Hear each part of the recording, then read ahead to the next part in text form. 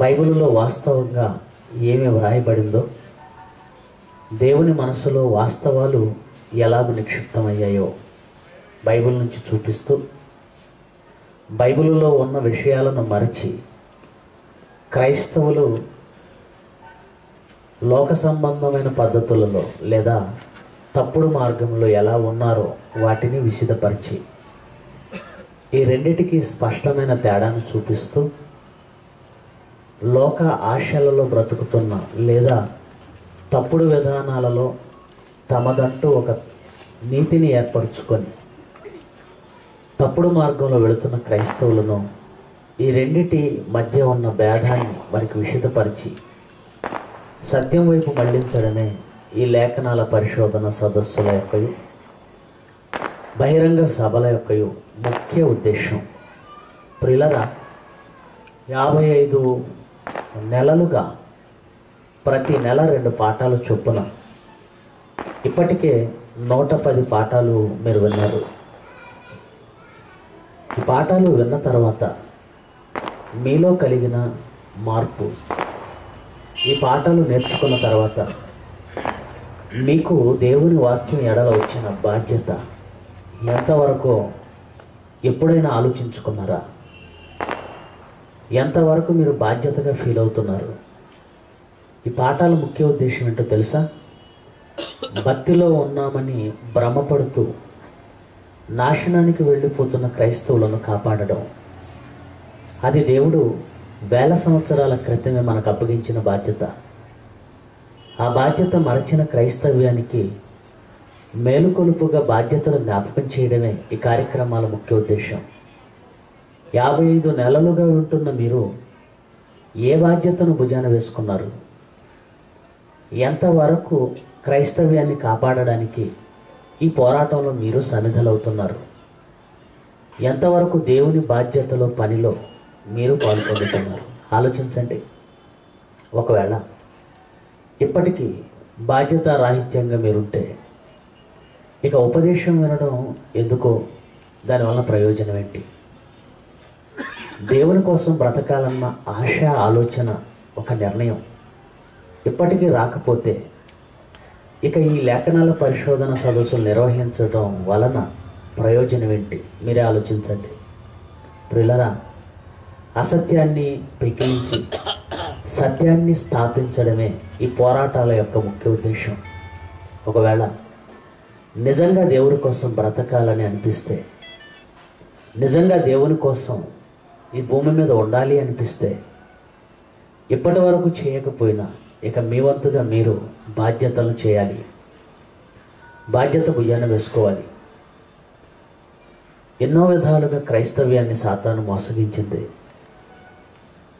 వాడే వెలుగుదోత వేషము ధరించి నీతి పరిచారకుడుగా, క్రీస్తు పరిచారకుడుగా సమాజంలోనికి ప్రవేశించి క్రైస్తవ్యాన్ని అల్లకల్లోలం చేశాడు. అందులో ఎన్నో తప్పుడు విధానాలు. హృదయమందు వంచన ఉంచుకున్నవాడు పైకి మాత్రం తీయగా మాట్లాడుతూ క్రైస్తవ్యాన్ని ఒక భయంకరమైన తప్పు త్రోవలో నడిపించాడు. అందులో ఎన్నో తప్పుడు బోధలు, ఒక్కొక్క దానిని వివరిస్తూ అసలు వాస్తవం ఏమిటో తెలియజెప్పుతూ ఇప్పటి వరకు వచ్చాం. ఈరోజు కూడా వాస్తవం ఏంటో, అవాస్తవం ఏమిటో, ఈ రెండింటి మధ్య తేడా ఏంటో మీరు తెలుసుకోబోతున్నారు. ప్రపంచంలోనికి ఒక సరికొత్త బోధను ఆయన తీసుకొని వచ్చాడు. ఆయన చేసే బోధ ఏమిటంటే, బైబిలులో బాప్తిస్మిచ్చే యోహాను యూదులను, శాస్త్రులను, పరిసయ్యులను చూసి వారిని సంబోధిస్తూ ఒక పదాన్ని వాడుతాడు. అదేంటో బైబిల్లో చూద్దాం. దయచేసి మత్తయి సువార్త 3వ అధ్యాయం, మత్తయి సువార్త 3వ అధ్యాయము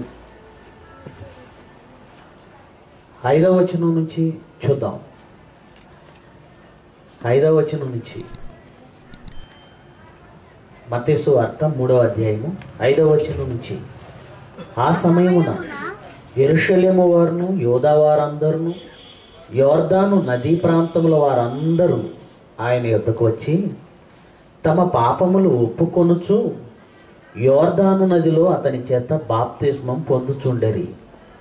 అతడు పరిసయ్యులలోను సద్దూకయ్యులలోను అనేకులు బాప్తిస్మం పొందవచ్చుట చూచి, సర్ప సంతానమా, రాబో ఉగ్రతను తప్పించుకొనుటకు మీకు బుద్ధి చెప్పిన వాడెవడు?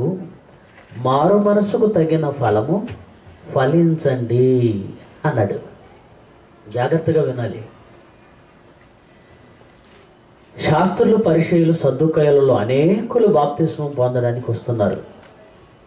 వారిని చూసి బాప్తిస్మిచ్చు యోహాను వారిని ఉద్దేశించి వాడిన ఒక పదం సర్ప సంతానమా అన్నాడు.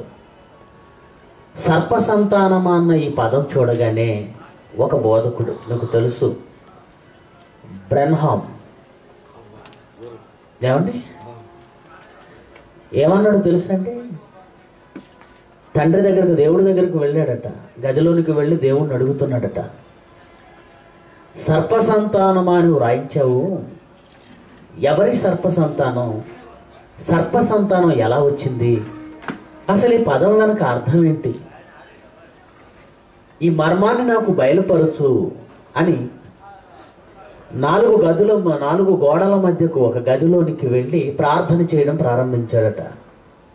అప్పుడు అతని ప్రార్థనను మెచ్చిన దేవుడు అతనికి ఒక దర్శనం అనుగ్రహించి, ఆ దర్శనంలో ఆయనే మాట్లాడి ఆ రహస్యాన్ని లేదా మర్మాన్ని బయలుపరిచాడట. ఏంటా రహస్యం, ఏమిటా మర్మం అంటే, ఆదాము లేనప్పుడు కదా అవ్వ దగ్గరకు సాతాను వచ్చాడు సర్పరూపంలో. సర్ప సంతానం ఈ భూమి మీదకి ఎలా వచ్చిందంటే, ఆదాము లేనప్పుడు సర్పము, పాము అవ్వ దగ్గరకు వచ్చింది. సర్పము మోసం చేసిందని అవ్వ చెప్పింది కదా. మోసం చేసిందంటే ఈ ప్రపంచం ఇప్పటి వరకు ఆ పదంలోని అర్థాన్ని సరిగా విశ్లేషించలేకపోయింది. అసలు రహస్యం ఏమిటంటే, ఒక యవ్వనంలో ఉన్న ఒక స్త్రీని ఒక యువకుడు మోసం చేశాడంటే ఎలా అర్థం చేసుకుంటారో మీకు తెలుసు. పెళ్లి కాకముందే ఆమెను శారీరకంగా అనుభవించితే, పెళ్లి చేసుకోకపోతే మోసం చేశాడు అంటారు. ఆమె కూడా ఆ మాట చెప్పింది, కానీ ప్రపంచానికి అది అర్థం కాలేదు. అంటే ఆదాము లేని సమయంలో పాము వచ్చి ఏం చేసిందో తెలుసా? అవ్వను కూడింది, అవ్వను పాడు చేసింది. అలా వారిద్దరి కలయిక వలన పుట్టిన వాడే కయ్యేను అని దేవుడు బయలుపరిచాడట. అంటే సర్ప సంతానము అంటే ఏమని ఈ ప్రపంచంలో ఒక సరికొత్త బోధ పుట్టిందంటే, ఆదాము లేని సమయంలో ఒక పాము అవ్వను కూడుట వలన పాముకు మనిషికి పుట్టిన సంతానాన్ని సర్ప సంతానముగా దేవుడు వ్రాయించాడట. ఆహా, ఏమండి, ఎలాంటి దౌర్భాగ్యపు బోధలు ఈ సమాజంలోనికి వచ్చాయో తెలుసుకోవడానికి ఇది ఒక బలమైన ఉదాహరణ. ఇది ఒక తార్కాణం. ఎంతకంటే దౌర్భాగ్యం ఉందంటే, ఎంతకంటే దౌర్భాగ్యం. ఇది ఎంతవరకు సమంజసం? దేవుడు దర్శనంలో వచ్చాడనడం ఒక అబద్ధం అయితే, తనతో ఇదిగో అవ్వను గూర్చి ఇలాగూ మాట్లాడాడు అని చెప్పడం ఎంతకంటే దారుణమైన పరిస్థితులు మరొకటి ఉండవండి. వినేవాడు ఉన్నంత వరకు మోసం చేసేవాడు ఎప్పుడు ఉంటాడు అన్నది వాస్తవం. వినేవాడు జాగ్రత్తగా చూసుకోండి అని యేసుప్రభు చెప్పిన మాటను మర్చిపోయారు వినేవాళ్ళు. వినువాడు తానేమి వినుచున్నాడు జాగ్రత్తగా చూసుకోవాలి. ఆ జాగ్రత్త లేనప్పుడు ఎవరు ఏది చెప్పినా నమ్మవలసిందే. పరిశోధన లేనప్పుడు ఎవరు ఏది చెప్పినా నమ్మవలసిందే. జ్ఞానము లేనివాడు ప్రతి మాట నమ్మును అన్న సొలొమోను మాటను బట్టి ఆలోచిస్తే, అంటే ఏం చెప్పినా ఈ ప్రపంచం నమ్ముతుందన్న ఆలోచన బోధక సమూహానికి ఉంది. అందుకే ఎలాంటి దారుణమైన అబద్ధాన్ని ప్రపంచంలోనికి చొప్పించారంటే, ఆదాము అవ్వల కలయిక వలన పుట్టిన కయ్యూనును అవ్వ సర్పముల కలయిక వలన పుట్టాడు అని ఒక దారుణమైన అబద్ధాన్ని సృష్టించారు. ఇది సాధ్యం అంటే, దేవుని మాటలలో ఏం రాయబడిందో, వాక్యంలో ఏం రాయబడిందో ఆలోచన చేద్దాం. దానికి ముందుగా అసలు ఇది సాధ్యమా అని శాస్త్రపరంగా ఆలోచన చేస్తే, ఇది సాధ్యమా అని ఆలోచిస్తే, సర్పం యొక్క బీజము వేరు, మనిషి యొక్క బీజము వేరు. పాము యొక్క బీజము మనుషుల యొక్క బీజంతో కలవగలదా? సంయుక్త బీజం ఏర్పడగలదా? అది పిండంగా ఎదగగలదా? ఒక జీవి పుట్టగలదా? అసలు పాము క్రోమోజోముల సంఖ్య ఏమిటి? మన క్రోమోజోముల సంఖ్య ఏమిటి? పాము జన్యువులు ఎక్కడ, మన జన్యువులు ఎక్కడ? ఆలోచించండి. ఇది సాధ్యమవుతుందంటే శాస్త్రపరంగా ఇది ఒక అందమైన అబద్ధం, అతి దారుణమైన అబద్ధం. ఇది జరగనిది. ఇప్పుడు బైబిల్ చూద్దాం. బైబిల్లో ఏం వ్రాయబడిందో చూద్దాం. ఏం వ్రాయబడిందో చూద్దాం. ఆదికాండం 4వ అధ్యాయము 1వ వచనం నుంచి చదువుదాం. దయచేసి చూడాలి. ఆదికాండము 4వ అధ్యాయము 1వ వచనం నుంచి, ఆదాము తన భార్య అయిన అవ్వను కూడినప్పుడు ఆమె గర్భవతి అయి కయ్యీనును కనెను. ఎవరు కూడినప్పుడు ఆమె గర్భవతి అయి కయ్యూను కందని వ్రాయబడింది? ఆదాము కూడినప్పుడు ఆమె గర్భవతి అయిందని వ్రాయబడిందా? పాము కూడినప్పుడు ఆమె గర్భవతి అయిందని రాయబడిందా? ఏం చెప్పాడండి దేవుడు? ఈ గ్రంథం రాసింది ఎవరు? మోషే. మోషే చేత ఇవి రాయించింది ఎవరు? దేవుడు. దేవుడు ఏమని వ్రాయించాడు? ఆదాము తన భార్య అయిన అవ్వను కూడినప్పుడు గర్భవతి అయి కయ్యూనును కన్నది. అంటే కయ్యూను ఎవరి వలన, ఎవరి కలయిక వలన పుట్టినవాడు? ఆదాము అవ్వల కలయిక వలన. ఇంత స్పష్టంగా ఉంటే ఎలాగంటే ఒక అబద్ధాన్ని సృష్టిస్తారు? ఎలాగంటే ఒక అబద్ధాన్ని చెప్పదలుచుకున్నారు? అంటే వీరికి భయం లేదా? దేవుని భయం అంతా లేదా? అసలు దేవుని మాటను మార్చే ధైర్యం వీళ్ళకి ఎక్కడదండి? వాళ్ళు మార్చారు సరే. ప్రతి ఒక్క క్రైస్తవుడి దగ్గర ఒకటి కాదు, ఒకటి కంటే ఎక్కువ బైబిళ్ళు మనకు తెలుసు ఉంటాయి ప్రతి ఇంట్లో. బైబిల్లో ఇంత స్పష్టంగా వ్రాయబడిన సంగతిని క్రైస్తవులు ఇంత స్పష్టంగా కనబడుతున్న ఒక అబద్ధాన్ని నమ్ముతున్నారు అంటే ఎవరిది తప్పు చెప్పండి? దేవుణ్ణి అడిగితే మోసం చేసేవాడిది తప్పే, కానీ అంతకంటే ఎక్కువ తప్పు మోసపోయేవాడిదే ఉంటుంది. ఎందుకు? నువ్వు మోసపోకూడదనే కదా ప్రతి ఒక్కరి దగ్గర బైబిల్ వచ్చింది. ప్రతి ఒక్కరి దగ్గర బైబిల్ ఎందుకండి? ఒక హైందవ సోదరులను చూడండి, బోధించేవాడి దగ్గర తప్ప ప్రతి ఒక్కరి దగ్గర భగవద్గీత ఉండదు. ఇస్లాం సోదరులను చూడండి, బోధించేవాడి దగ్గర తప్ప అందరి దగ్గర వారి గ్రంథం ఉండదు. కానీ దేవుడు క్రైస్తవులకు వచ్చేసరికి ప్రతి ఒక్కరి చేతిలో బైబిల్ ఎందుకు పెట్టాడు తెలుసా? నువ్వు మోసపోకూడదని, పాతాళానికి వెళ్ళకూడదని. ఆయన ఎంత శ్రద్ధ తీసుకుంటే నీ ఆత్మను గూర్చి, నువ్వు పరలోకం వెళ్ళడానికి గూర్చి ఆయనకున్నపాటి శ్రద్ధ ఆయన కంటే నువ్వు ఎక్కువ చూపాలి. పాతాళానికి వెళితే నష్టపోయేది దేవుడి కంటే నువ్వే ఎక్కువ. నువ్వు వెళ్ళిపోతే ఆయనకేంటి? నువ్వు పాతాళానికి వెళ్ళకూడదని నిన్ను రక్షించడానికి దేవుడు ఎంత శ్రమ పడితే మనం చూపించిన శ్రద్ధ ఏముంది చెప్పండి? బైబిల్ చేతిలో ఉన్న ఏ రోజు తెరవకపోవడం, తెరిచిన అవసరాల కోసం చదువుకోవడం, పరిశోధన అన్నది మన బ్రతుకులో లేకపోవడం. ప్రియులరా, ఈరోజు తెలీదు, ప్రమాదం ముంచుకొచ్చే రోజు ఒక రోజు ఉంది. అదే మనం కన్ను మూసిన రోజు. అది మనం కన్ను మూసిన రోజు, ఈ భూమి మీద తను చాలించిన రోజు. అప్పుడు జరిగేటువంటి ఆ పరిణామాలకు ఎవరు బాధ్యులు? ఎవ్వరు బాధ్యత వహించరు, నువ్వే బాధ్యత వహించాలి. దేవుడు తన ఎడల ఏ తప్పు లేకుండా చూసుకున్నాడు నీకు అన్ని విధాలుగా. చివరికి బోధించే, మంచి వాక్యాన్ని బోధించే వారిని కూడా ఈ సమాజంలో పెట్టాడు. తప్పును సరిచేసే వాళ్ళను కూడా సమాజంలో ఉంచాడు. అప్పటికి మనం నమ్మకపోతే, మారకపోతే ఎవరిది తప్పు అవుతుంది? ఆలోచించండి ఎంత స్పష్టంగా వ్రాశాడంటే. ఇకపోతే యెషయా గ్రంథం 14వ అధ్యాయం. యెషయా గ్రంథం 14వ అధ్యాయం 29వ వచనం చూడండి. 29 యెషయా గ్రంథం 14వ అధ్యాయము 29.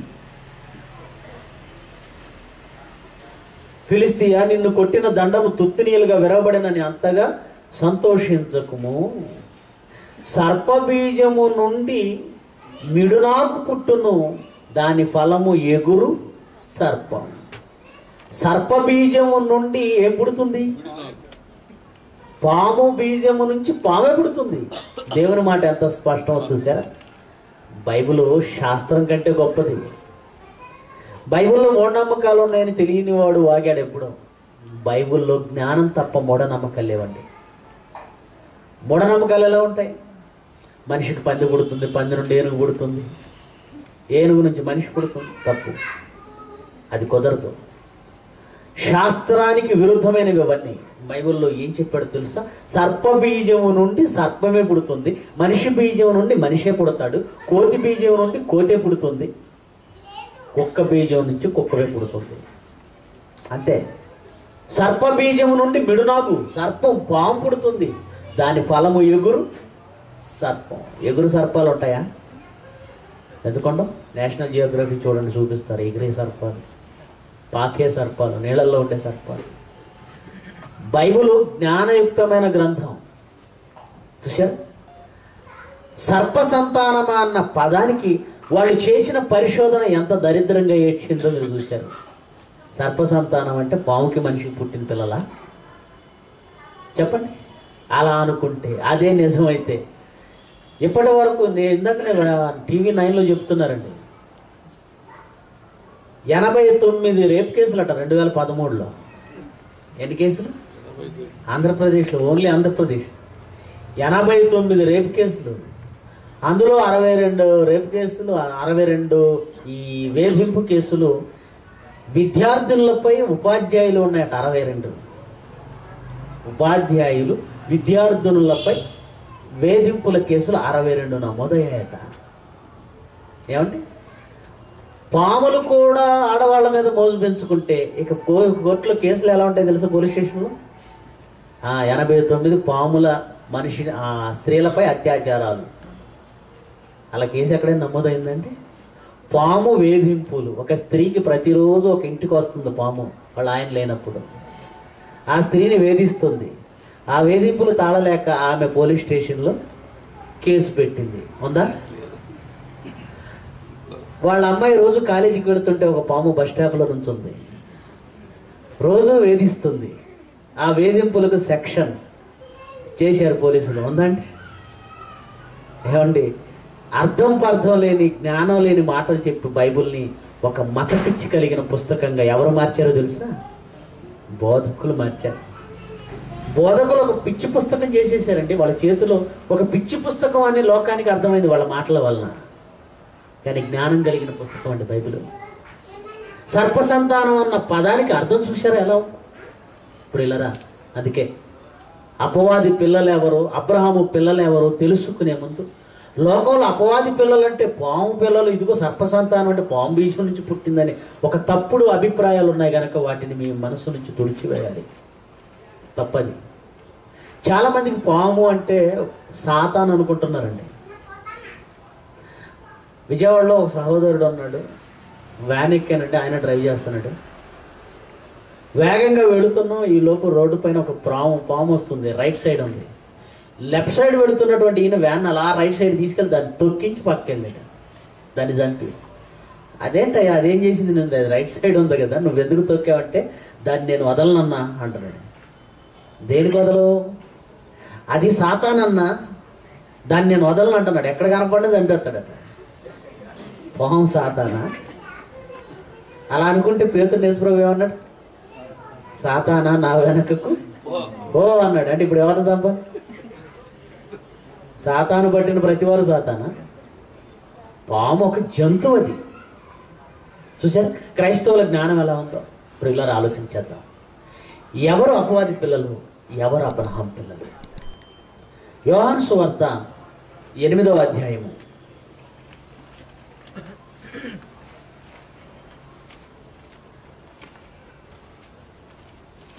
యోహాను సువార్త 8వ అధ్యాయము 31 నుంచి చదువుదాం. జాగ్రత్తగా వినాలి ఈ సందర్భాన్ని మీరు. యోహాను సువార్త 8వ అధ్యాయము 31 నుంచి. కాబట్టి యేసు తనను నమ్మిన యూదులతో మీరు నా వాక్యమందు నిలిచిన వారైతే నిజముగా నాకు శిష్యులై ఉండి సత్యమును గ్రహించెదరు. ఏమండి, ఆయన అన్న మాటల్లో ఆయన మాటలు నమ్మిన యూదులు కూడా ఉన్నారండి. యూదులలో ఆయన నమ్మిన వారు మొదట ఆయన అంగీకరించారు. చాలామంది ఆయన వెంబడించారు. వాళ్ళతో మాట్లాడుతున్నాడు. ఏమంటున్నాడు? మీరు నా వాక్యమందు నిలిచిన వారైతే నిజముగా నాకు శిష్యులై ఉండి సత్యమును గ్రహించెదరు. నిజముగా ఆయనకి శిష్యులు ఎవరవుతారట? ఆయన వాక్యమును గ్రహించాలి. ఆయన వాక్యమందు నిలిచి ఉండాలి. వాక్యమందు నిలిచిన వాడు శిష్యుడు అవుతాడే తప్ప వాక్యమందు నిలిచి ఉండని వాడు శిష్యుడు కాడు. నా వాక్యమందు నిలిచిన వారైతే నిజంగా నాకు శిష్యులు, అప్పుడు సత్యమును గ్రహించెదరు. వెంటనే నమ్మని యూదులు కూడా పక్కన ఉంటారండి. అంతే కదా, యేసు ప్రభువు వెంట నమ్మిన వాళ్ళైనా నమ్మని వాళ్ళు కూడా తిరిగారా? వీళ్ళకేం పనండి? యేసుక్రీస్తుని నమ్మలేదు. నమ్మనప్పుడు ఆయన ఎందుకు వెంబడించాలి? ఎక్కడ తప్పుకు దొరుకుతాడో పట్టుకుందాం, నేరస్తుని చేద్దామని ఎప్పుడు శాస్త్రులు, పరిచయులు, సద్దుకాయలు ఎప్పుడు బ్యాచ్ ఉంటారు. జయశాలి గారి సభలు వచ్చినప్పుడు కూడా అండి చాలామంది పాస్టర్లు ఆయన సభలకు వెళ్ళకండి అని అనౌన్స్ చేస్తారు, కానీ వీళ్ళు వచ్చి కూర్చుంటారు. ఎందుకు? ఆయన బోధ తప్పు అయినప్పుడు, ఆయన మంచివాడు కానప్పుడు నువ్వెందుకు వచ్చావని అడగండి.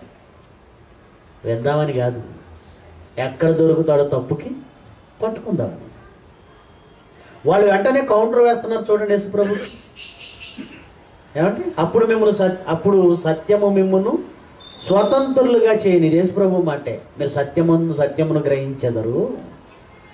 మీరు నిజంగా నాకు శిష్యులై ఉంటే సత్యమును గ్రహిస్తారు.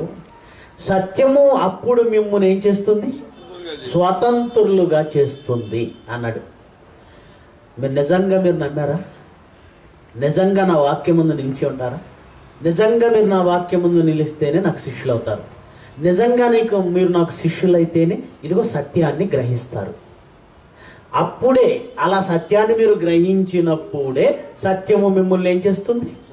స్వతంత్రులుగా చేస్తుంది. అంటే ప్రతివాడు స్వతంత్రుడైపోడా? అయిపోడు.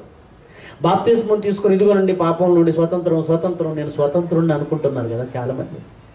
స్వాతంత్రం నిజంగా ఎప్పుడు వస్తుందో తెలుసా? సత్యమందు, వాక్యమందు నిలిచి సత్యమును గ్రహిస్తేనే నిజంగా స్వాతంత్ర్యం. యేసు ప్రభు మాటలు వాళ్ళకి అర్థం కాలేదంటే, ఆయనవి ఎల్కేజీ స్థాయి మాటలు కాదండి, పీజీ స్థాయికి మించిన మాటలు. వీళ్ళెవరు? ధర్మశాస్త్రం తెలిసిన ఎల్కేజీ స్టూడెంట్స్ అండి. ధర్మశాస్త్రం ఏంటి? బాల శిక్షకుడు అంటే అర్థం ఏంటి?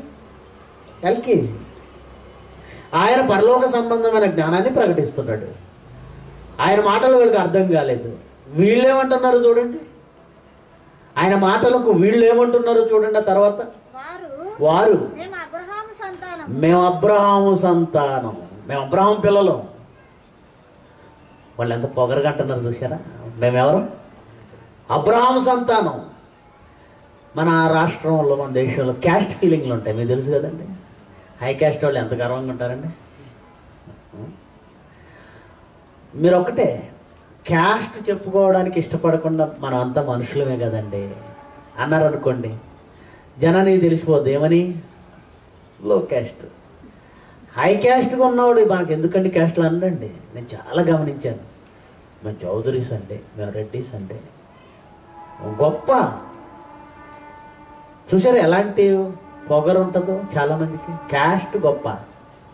దేవుని కుమారుడుగా నువ్వు ఒక మనిషికి పుట్టినప్పుడు క్యాస్ట్ ఏంటి?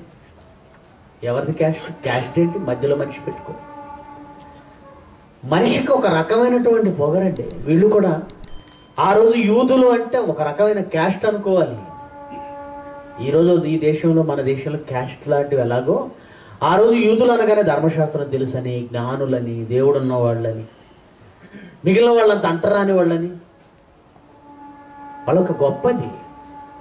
మేము అబ్రహాం పిల్లలం, మేము ఎప్పుడు ఎవడికి నీ దాసుడిగా ఉండలేదే.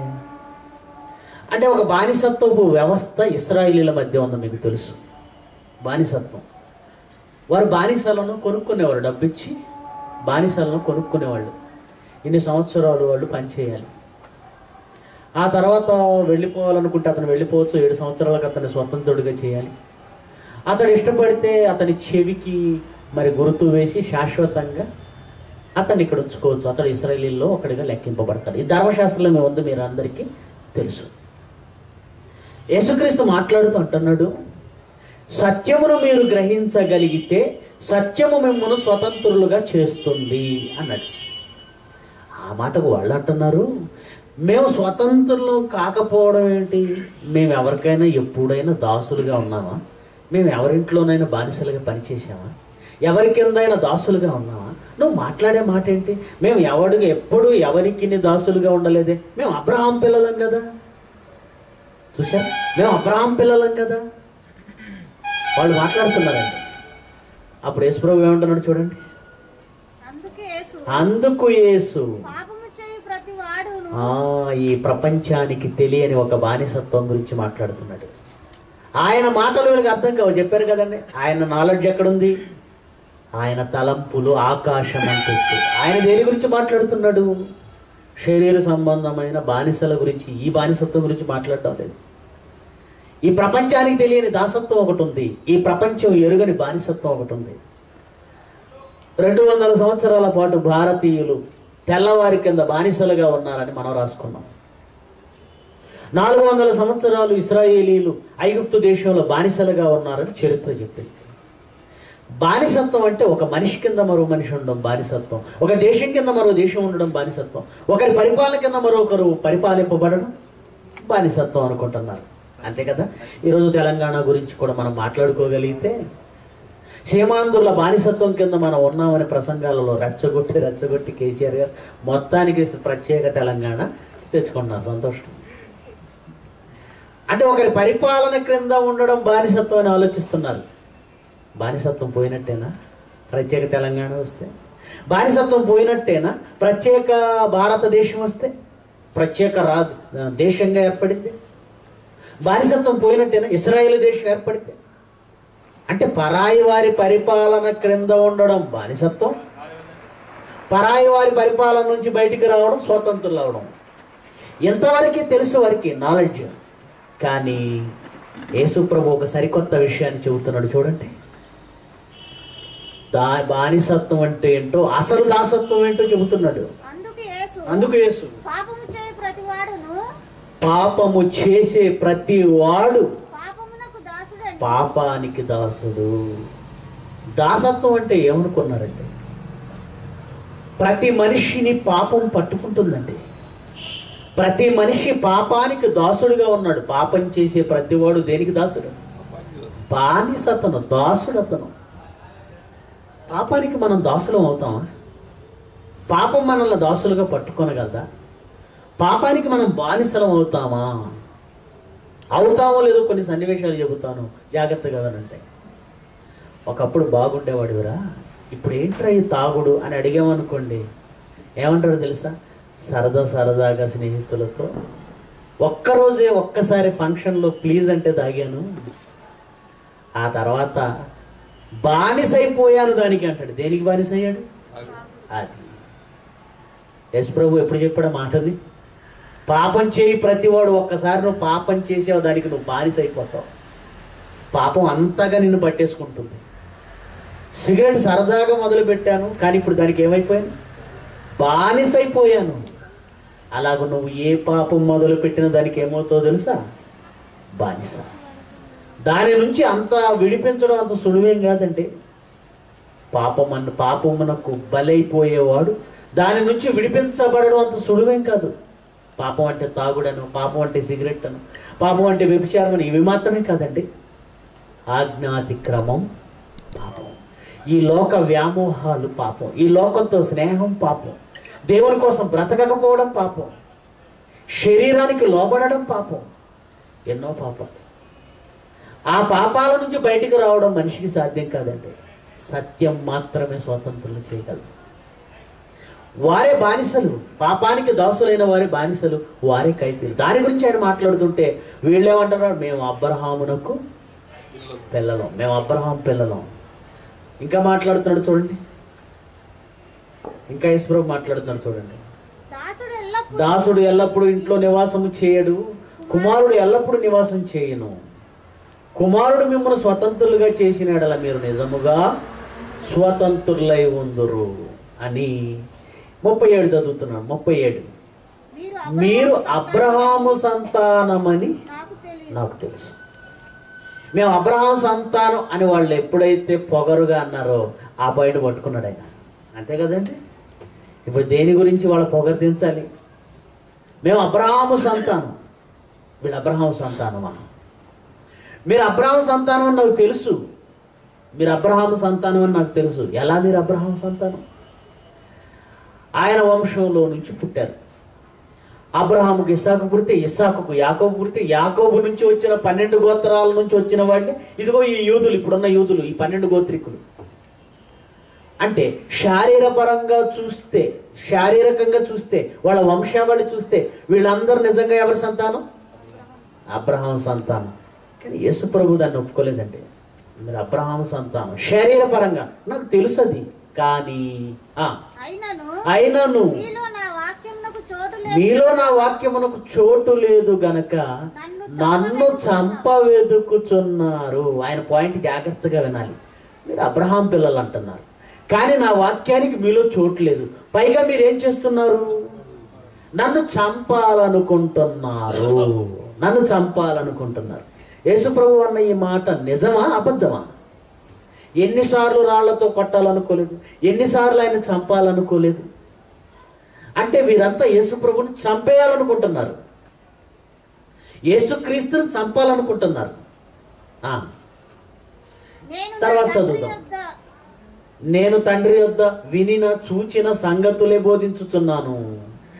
ఆ ప్రకారమే మీరు జాగ్రత్తగా వినాలి. ఆ ప్రకారమే మీరు మీ తండ్రి యొద్ద వినిన వాటినే జరిగించుచున్నారని వారితో అన్నాడు. మీరు అబ్రహాం సంతానం అంటున్నారు కదా, మీరు నన్ను చంపాలనుకుంటున్నారు, మీరు చంపాలనుకుంటున్నారు. నేనేమో నా తండ్రి దగ్గర విన్నవి చేస్తున్నాను, బోధిస్తున్నాను. మీరు మీ తండ్రి దగ్గర విన్నవి చేస్తున్నారు అన్నాడు. మీ తండ్రి దగ్గర విన్నవేంటి? నన్ను చంపమని మీ తండ్రి చెప్పాడు, మీరు నన్ను చంపుతున్నారు.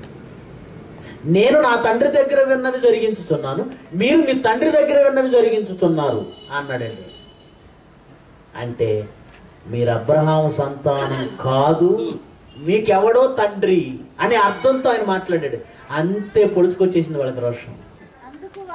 అందుకు వారు మీ తండ్రి చెప్పిన పనులే మీరు చేస్తున్నారు అన్నాడు. మీ తండ్రి దగ్గర విన్నవే మీరు జరిగిస్తున్నారు అన్నాడు. అంటే అబ్రహాం కాదు మీ తండ్రి, మీకు ఎవరో తండ్రి ఉన్నాడు. ఆ మాట అనగానే మనకి ఏమనిపిస్తుంది అంటే లోకంలో దాన్ని బాస్టర్డ్ అంటారు. వాస్తవికంగా తండ్రి పేరు నమోదైన పేరు వేరైతే వీడు ఎవరికో పుట్టాడు అనుకోండి, అలాంటి వాళ్ళని ఏమంటారండి? బాస్టర్డ్ అంటారు. అదే మాట ప్రయోగించాడు ఆయన అక్కడ. అంతే వాళ్ళు అంటున్నారు చూడండి, మా తండ్రి అబ్రహాం. మళ్ళీ రిపీట్ చేశారు, మా తండ్రి అబ్రహాం. ఏంటి అలా మాట్లాడుతున్నావు? మా తండ్రి దగ్గర విన్నావా? ఎవరు మా తండ్రి? మా తండ్రి అబ్రహాం, మా తండ్రి అబ్రహాం. పౌరుషంతో అంటున్నారు. అందుకు యేసుప్రభు అంటున్నాడు, మీరు అబ్రహాము పిల్లలైతే, మీరు అబ్రహాము పిల్లలైతే అబ్రహాము చేసిన క్రియలు చేస్తారు. అంటే అబ్రహాము సంతానం అని అనబడాలంటే, అబ్రహాము పిల్లలుగా ఉండాలంటే శరీరపరంగా పుట్టినంత మాత్రాన్ని మీరు అబ్రహాము పిల్లలు కాలేరు. అబ్రహాము క్రియలు చేస్తేనే అబ్రహాము పిల్లలు అనబడతారు. కానీ మీరు ఎవరి క్రియలు చేస్తున్నారు? మీ తండ్రి చెప్పినవి మీరు చేస్తున్నారు. మీరు అబ్రహాము పిల్లలైతే అబ్రహాము చేసిన క్రియలు చేస్తారు. ఆయన ఏం చేశాడు చూడండి. ఆయన ఏం చేశాడు 53. మన తండ్రి అయిన అబ్రహాము చనిపోయాను కదా. 56 చూద్దాం, టైం వేస్ట్ కాకుండా 56 చదువుతాం. మీ తండ్రి అయిన అబ్రహాము నా దినము చూతున్నని మిగుల ఆనందించెను, అది చూసి సంతోషించాడు. మీరు అబ్రహాము సంతానం అని చెప్పుకుంటున్నారు. మీరు అబ్రహాము సంతానం అయితే, మీరు అబ్రహాము పిల్లలైతే అబ్రహాము చేసిన క్రియలు చేయాలి. ఆయన ఏం చేశాడు? నా దినం కోసం ఎదురు చూశాడు, నన్ను చూడాలని పరితపించాడు, నన్ను చూసి మిక్కిలి ఆనందించాడు. ఆ మహానుభావుడు ఎప్పుడొస్తాడో ఎప్పుడొస్తాడో ఎప్పుడొస్తాడో ఎప్పుడు చూడాలని ఎదురు చూశారండి ప్రవక్తలంతా. మీకు తెలుసా? యేసుక్రీస్తు దర్శనం అయితే చాలు, ఆ మహానుభావుని కళ్ళతో చూస్తే చాలని పరితపించారండి. అలా పరితపించిన వారిలో అబ్రహాం ఉన్నాడు.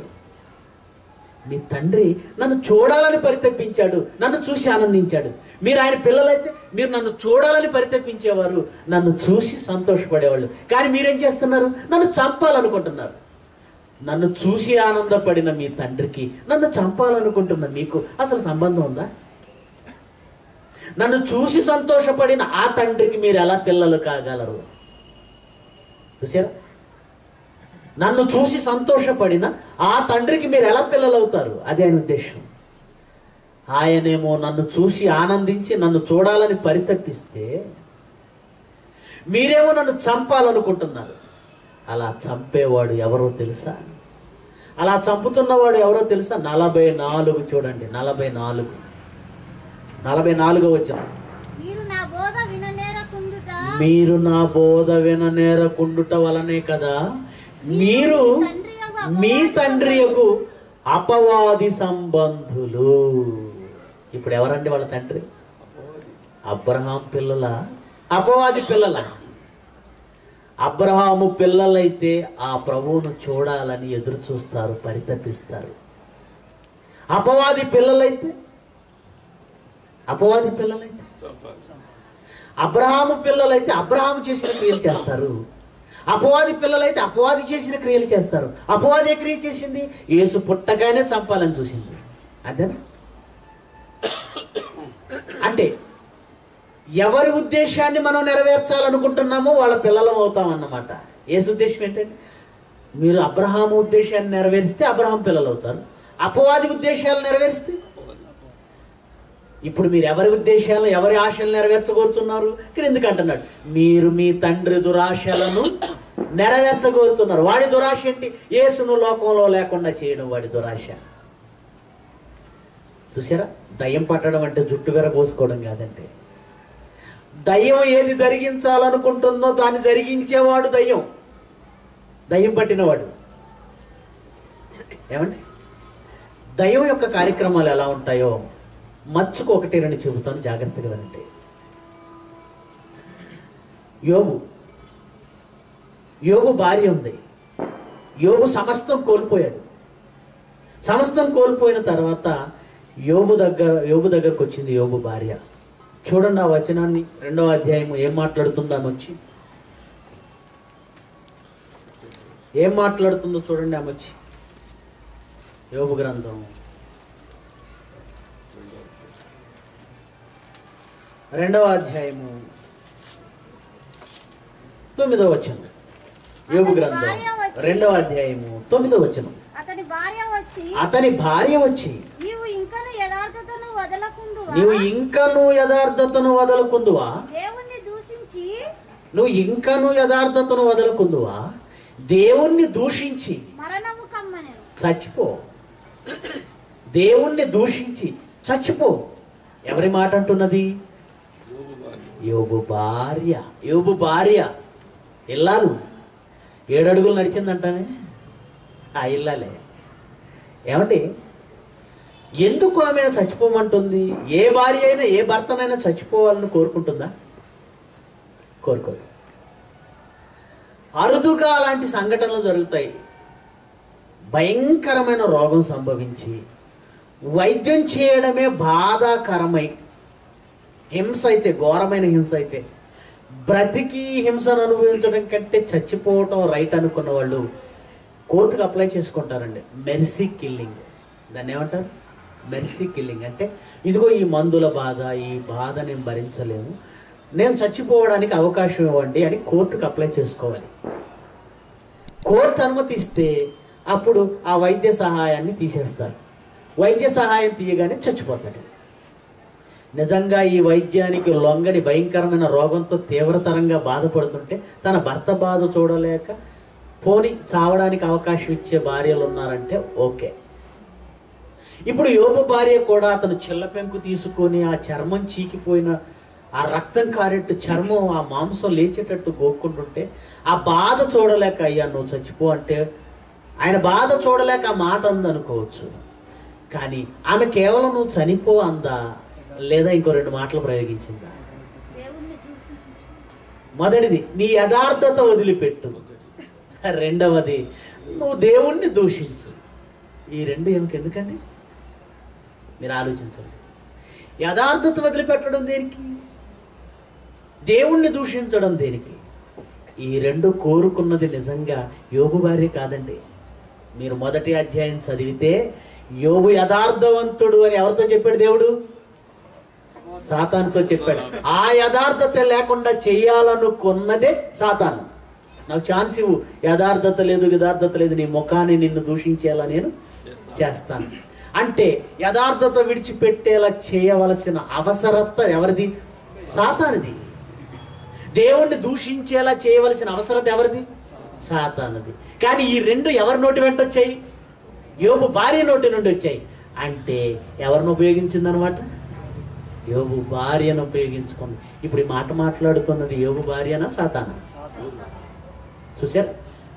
అంటే అపవాది పిల్లలుగా వీళ్ళు ఎందుకు పిలువబడ్డారంటే అపవాది ఏది జరిగించాలనుకున్నాడు వీళ్ళు అది జరిగిస్తున్నారు. వాడి దురాశలు నెరవేర్చుకోరుతున్నారు. అపవాది ఆశలను యోబు భార్య నెరవేర్చడానికి సిద్ధపడిపోయింది. అపవాది ఆశను యోబు భార్య అండి నెరవేర్చడానికి సిద్ధపడింది. యేసు ప్రభు సిలువ ఎక్కకూడదు. సిలువ ఎక్కితే రక్షణ వస్తుంది. రక్షణ వస్తే ఈ లోకం అంతా రక్షింపబడిపోతుంది. ఇప్పుడు ఆయన సిలువకు వెళ్ళకూడదు. ఎవరు అడ్డుకోవాలి?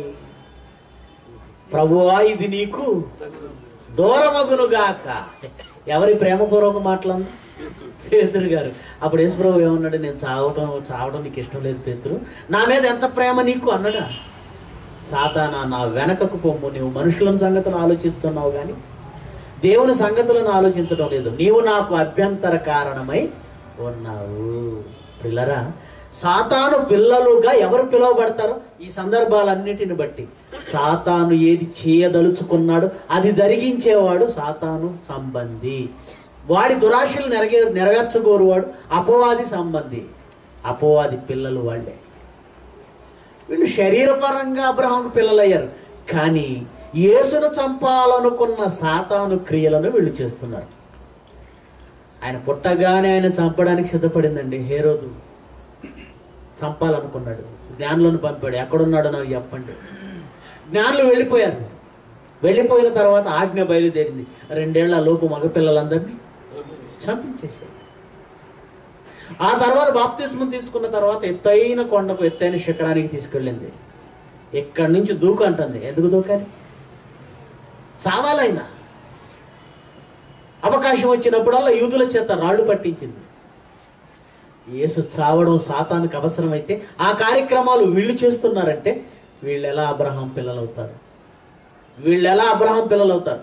అబ్రహాము పిల్లలైతే ఏం చేయాలి? యేసు కోసం ఎదురు చూడాలి. ఇప్పుడు మనం ఆలోచించేద్దాం. మనం నిజంగా అబ్రహాం పిల్లలువేనా? అపవాది పిల్లలుగా మారిపోయామా? నిజంగా మనం అబ్రహాం పిల్లలువేనా? అపవాది పిల్లలుగా మారిపోయామా అని జాగ్రత్తగా ఆలోచిస్తే అబ్రహాం ఏం చేశాడు? లేఖనాలను పరిశోధన చేశాడు. లేఖనాలలో వ్రాయబడిన సంగతులు, ఆయనకున్నటువంటి లేఖనాలు, ఆయనకు వచ్చినటువంటి వాక్యం, అప్పటికి వ్రాయబడకపోయినా అబ్రహాముకు వచ్చిన వాక్యాన్ని ఆలోచించాడు. యేసును గూర్చిన మాటలు అబ్రహాముకు తెలుసు, ఆలోచిస్తున్నాడు. దేవుని వాక్యాన్ని ఆలోచిస్తున్నాడు. ఇంత మంచి మహానుభావుడు అబ్రహాము, ఆ యేసుక్రీస్తు. ఆయనను ఒక్కసారైనా నేను చూడగలనా? నిజంగా అండి అబ్రహాముకు వచ్చిన వాక్యాన్ని బట్టి, ఆ తర్వాత మోషే వ్రాసిన వాక్యాన్ని బట్టి ప్రవక్తలు కూడా అండి యేసుక్రీస్తుని గురించి చదివి ఇలాంటి మహానుభావుడిని మా జీవితంలో చూస్తే చాలు, ఆయన మాటలు వింటే చాలని అనుకున్నారండి. ఆ మాటే పేతురు గారు చెబుతున్నాడు చూడండి. ఆ మాటనే పేతురు గారు వ్రాస్తున్నాడండి. పేతురు గారు వ్రాసిన మొదటి పత్రిక మొదటి అధ్యాయం, పేతురు గారు వ్రాసిన మొదటి పత్రిక మొదటి అధ్యాయము 10-11 వచనాలు. 10-11 వచనాలు. మీకు కలుగు ఆ కృపను గూర్చి గూర్చి ప్రవచించిన ప్రవక్తలు ఈ రక్షణను గూర్చి పరిశీలించుచు తమ యందున్న క్రీస్తు ఆత్మ క్రీస్తు విషయమైన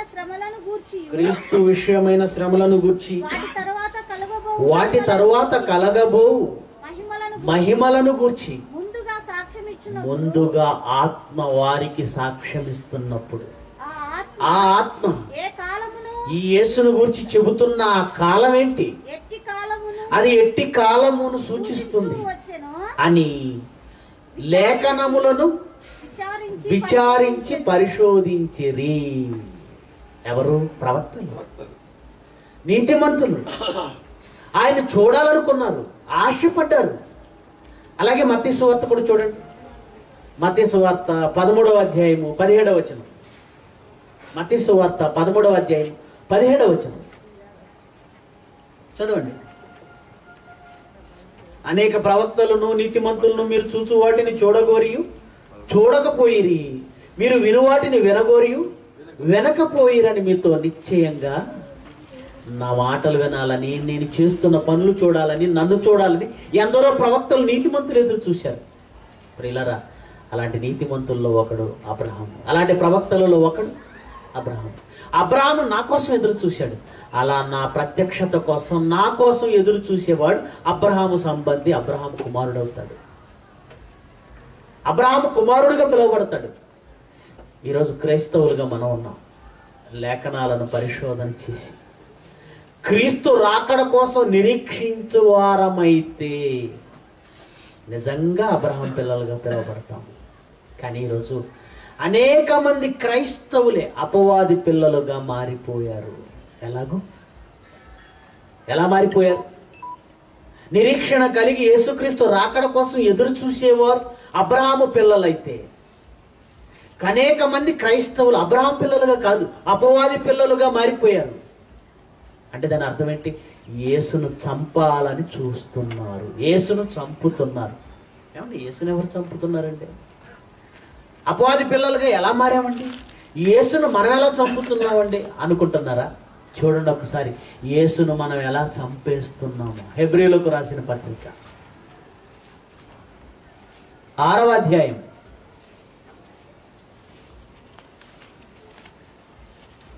హెబ్రీయులకు రాసిన పత్రిక 6వ అధ్యాయం 4వ వచనం నుంచి చదువుదాం. హెబ్రీయులకు రాసిన పత్రిక 6వ అధ్యాయం 4వ వచనం నుంచి. ఒక్కసారి వెలిగింపబడి పరలోక సంబంధమైన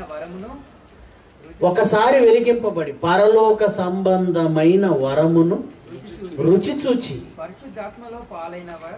పరిశుద్ధాత్మలో పాలివారం పొంది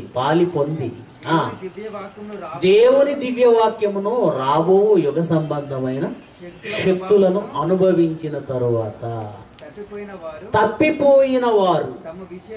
ఏమంటే ఈరోజు మనం ఉన్నాం. ఒకసారి వెలిగింపబడి అన్నాడు అంటే మనం అంతా వెలిగింపబడ్డామా? వాక్యమే దేవుని దీపమైతే, వాక్యము చీకటి గల చోట్ల వెలిగించు దీపమైతే, ఈరోజు పాపంతో నిండిపోయిన మనలను ఆ వాక్యమే ఏం చేసింది? వెలిగించింది. మనం వెలిగింపబడ్డాం. ఒకసారి బాప్తిస్మం తీసుకున్నాం, వెలిగింపబడ్డాం, వాక్యం అర్థం చేసుకున్నాం. అంటే మన గురించే మాట్లాడుతున్నాడు. ఒకసారి వెలిగింపబడిన తర్వాత ఏం రుచి చూస్తాం? పరలోక సంబంధమైన వరం ఏంటి? పరలోకం నుంచి మనకిచ్చిన వరం, దేవుడిచ్చిన వరం ఏంటి చెప్పండి? వాక్యమే పరలోకం నుంచి దేవుడు మనకిచ్చిన అద్భుతమైన వరం. ఆ తర్వాత దేవుడు అనుగ్రహించిన మరో వరంలో పాలు పొందాం. అదేంటి? పరిశుద్ధాత్మలో పాలు పొందేశాం. పరలోకపు రాబో యుగ సంబంధమైన శక్తులు అంటే పరలోకంలో దేవుని శక్తి. అవి సూచాయిగా దేవుడు పరలోక సంబంధమైన శక్తులను అనుభవించే అవకాశం ఇదిగో భూమి మీద మనకిచ్చాడు. వాక్యం ద్వారా అనుభవించాం. దేవుడు ఏంటో, దేవుని శక్తి ఏంటో అర్థం చేసుకుంటున్నామండి లేఖనాల ద్వారా. అదే చెబుతున్నాడు. ఒకసారి వెలిగింపబడ్డారు, పరలోక సంబంధమైన ఈ వరమును రుచి చూశారు, పరిశుద్ధాత్మతో పాలువారయ్యారు. రాబోయే యుగ సంబంధమైన ఆ శక్తులు ఎలా ఉంటాయో అర్థం చేసుకుంటున్నారు. ఇవన్నీ జరిగిన తర్వాత తప్పిపోయిన వారు తమ అంటే విషయంలో వాక్యం విని బాప్తిస్మం తీసుకొని వాక్యాన్ని అర్థం చేసుకొని లేఖనాలను పరిశోధించి 55 నెలల నుంచి 110 పాఠాలు విని మనమే ఈ కోవలోకి వస్తాం. ఈ కోవలోకి వచ్చేవాళ్ళు ఎవరు? మనమే. కానీ తప్పిపోయిన వారు అన్నాడు. తప్పిపోవడం అంటే ఎంత వినినా దేవుని చిత్తాన్ని నెరవేర్చకపోవడం తప్పిపోవడం కాదా? ఎంత వినినా తిరిగి మన కోసం మనం బ్రతకడం తప్పిపోవడం కాదా? ఎంత వినినా దేవుని పనిలో లేకపోవడం తప్పిపోవడం కాదా? చెప్పండి. ఇప్పటికి చిన్ని కార్యక్రమాలు, చిన్ని పనులు, చిన్ని కారణాలతో దేవుని పనిని ఇప్పటికీ వాయిదా వేస్తుంటాం. అంతేనా?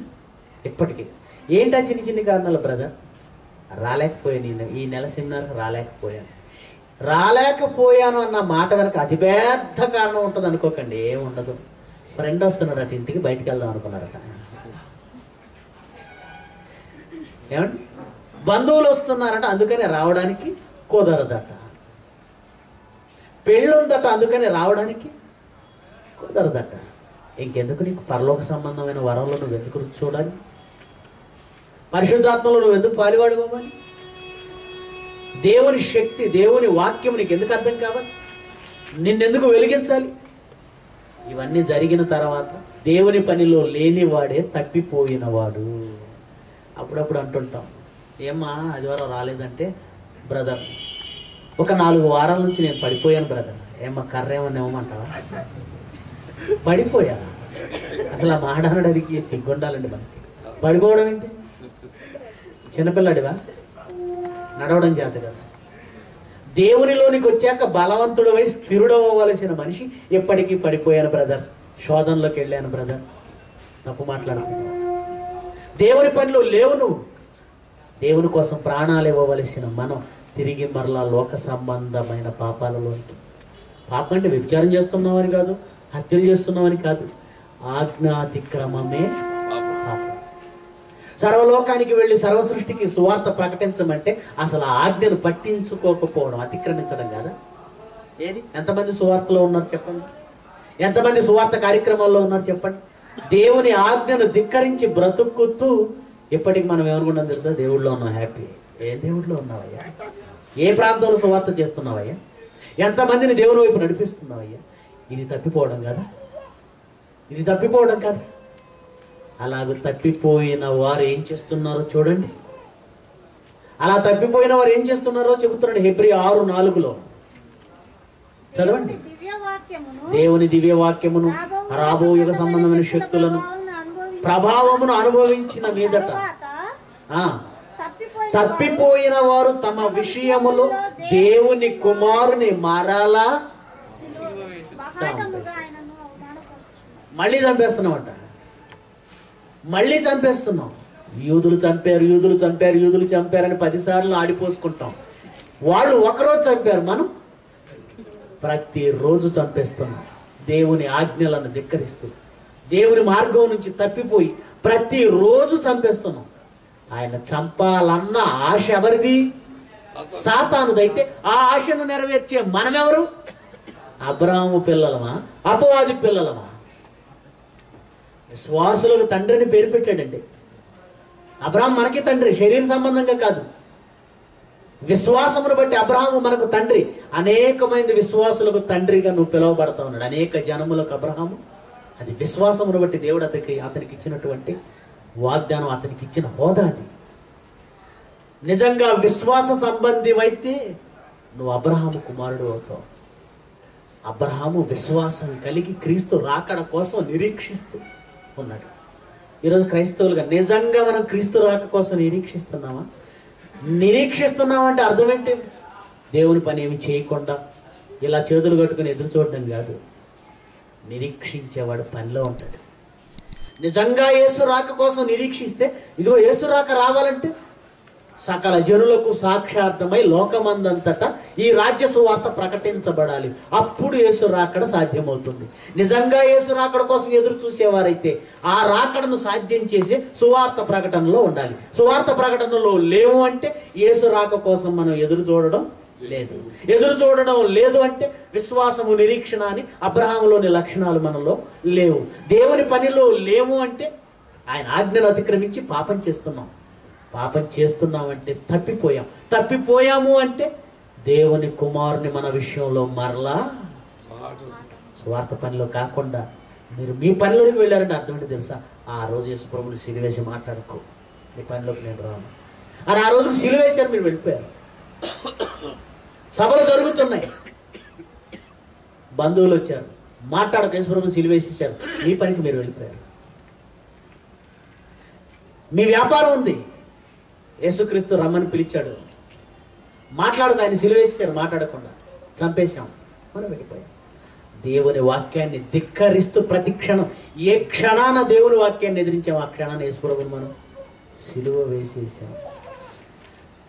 మీరు మీ తండ్రి యొక్క అపవాది సంబంధులు, వాడి దురాశలన్నీ మీరు నెరవేర్చగోరుతున్నారు. యేసును చంపాలన్నది సాతాను దురాశ అయితే, బాప్తిస్మం తీసుకున్న తర్వాత ప్రతి క్షణం చంపుతున్న మనం ఎలాగో అబ్రహాం పిల్లలు కాగలం? అబ్రహాం పిల్లలు మా అపవాది పిల్లలు? మీరు చెప్పండి, మనం ఎవరు అయిపోయి? ఎవరు అబ్రహాం పిల్లలు, ఎవరు అపవాది పిల్లలు? చెప్పండి ప్రియులారా.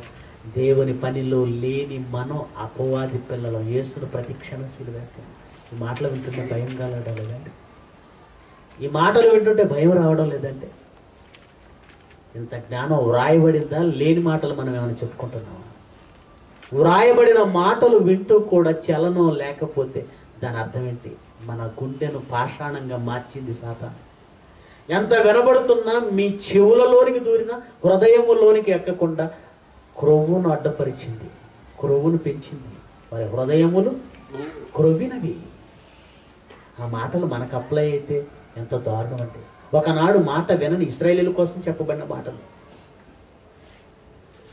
ఇశ్రాయేలీల కొరకు చెప్పబడిన మాటలు ఆ వారి వలె ఉంటే మనకు కూడా అప్లై అవుతాయా?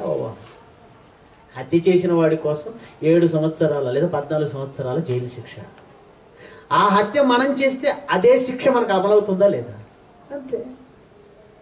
ఈరోజు ప్రవక్త అయిన యెషయా పలికిన మాటలు తిరిగి మనలో నెరవేరుతూ మనకు అప్లై అవుతుంటే మనం ఎలా అబ్రహాం పిల్లలం కాగలం చెప్పండి.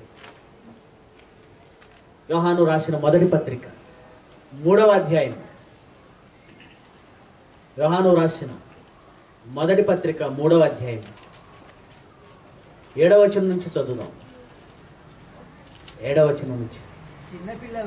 చిన్నపిల్లలారా, ఎవరిని మిమ్మల్ని మోసపరచనీయుకుడి, ఆయన నీతిమంతుడై ఉన్నట్టు నీతిని జరిగించు ప్రతివాడు నీతిమంతుడు. నీతిమంతుడు ఎవరవుతారు? నీతిని జరిగించేవాడు నీతిమంతుడు. యేసుక్రీస్తు ప్రతి పాపం నుంచి మనల్ని పవిత్రులుగా చేసి నీతిమంతులుగా తీర్చాడు. నీతిమంతులుగా తీర్చిన తర్వాత మనం నీతిమంతులుగా బ్రతకగలగాలి. ఆయన తీర్చాడు, తర్వాత నువ్వు బురద తీర్చుకుంటే, అమ్మ బట్టలు తెల్లగా ఉతికింది, తర్వాత నువ్వు మురుగు చేసుకునే అవకాశం లేదా? యేసు ప్రభు నిన్ను తెల్లగా చేశాడు, మళ్ళీ నువ్వు వెళ్ళిపోయి బురద తగిలించుకోవా? నీతిని జరిగించాలి, అప్పుడు నీతిమంతులు అవుతాం.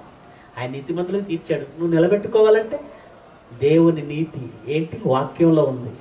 ఆ నీతిని జరిగించేవాడు నీతిమంతుడు. ఇంకా అపవాది మొదటి నుండి పాపము చేయుచున్నాడు గనక పాపము చేయువాడు అపవాది సంబంధి. అపవాది యొక్క క్రియలను లయపరచుటకే దేవుని కుమారుడు ప్రత్యక్షమయ్యాడు. దేవుని మూలంగా పుట్టిన ప్రతి వానిలో ఆయన బీజము నిలుచును గనక వాడు పాపం చేయడు. మళ్ళా చదవండి ఆ మాటను, మళ్ళా చదవండి. దేవుని మూలంగా పుట్టిన ప్రతి వానిలో ఆయన బీజము నిలుచును గనక వాడు పాపము చేయడు. వాడు దేవుని మూలంగా పుట్టినవాడు గనక పాపము చేయజాలడు. దీనిని బట్టి పాపం అంటే, మళ్ళీ చెబుతున్నాను, వ్యభిచారం ఒక్కటే పాపం కాదు, హత్య ఒక్కటే పాపం కాదు, మోసం ఒక్కటే పాపం కాదు. వీటన్నిటికంటే అది భయంకరమైన పాపం దేవుని సువార్త అనగా దేవుని ఆజ్ఞను పాటించకపోవడం పాపం.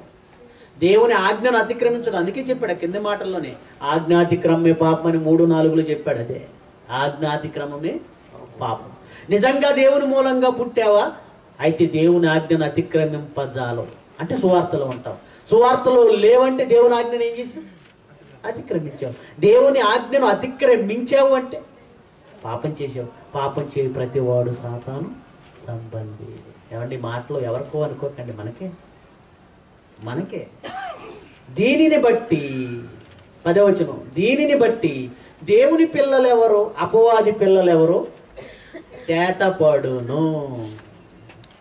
అబ్రాహాము పిల్లలు దేవుని పిల్లలుగా మనం అనుకుంటే, దీనిని బట్టి దేవుని పిల్లలు ఎవరో అపవాది పిల్లలు ఎవరో తేటపడుతుంది. చెప్పండి ప్రియమైన దేవుని పిల్లల, ఎవరి పిల్లలుగా మీరు ఉంటారు? దేవుని పిల్లలమని అనుకుంటున్నాం, దేవుని పిల్లలుగా పిలవబడుతున్నాం, కానీ క్రియలను బట్టి అపవాది పిల్లలుగా మారిపోతున్నాం.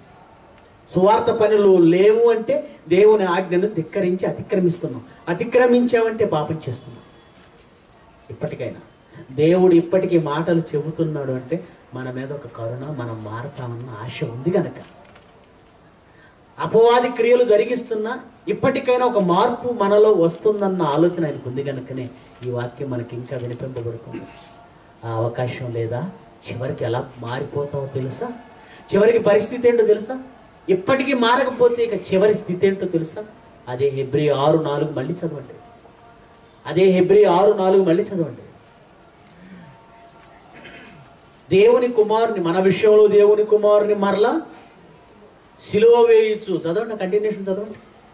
తమ విషయములో దేవుని కుమారుని మరలా సిలువ వేయచ్చు, బాటముగా ఆయన అవమానపరుచుతున్నారు గనుక మారు మనసు పొందునట్లు అట్టి వారిని మరలా నూతన పరచుట. అంత భయంకరమైన స్థితిలోకి వెళ్ళకూడదు. దేవుడే దేవునికి ఏదైనా అసాధ్యం కలదా అని అడిగాడు. నాకేదైనా అసాధ్యం కలదా అని. నాకేది అసాధ్యమైనది లేదు అన్న దేవుడే ఏమని రాయించాడు తెలుసా? అట్టి వారిని నూతన పరచుట మాత్రం అసాధ్యం అన్నాడు. వద్దు ప్రియమైన వాళ్ళ, ఆ స్థితిలోనికి వెళ్ళకూడదు.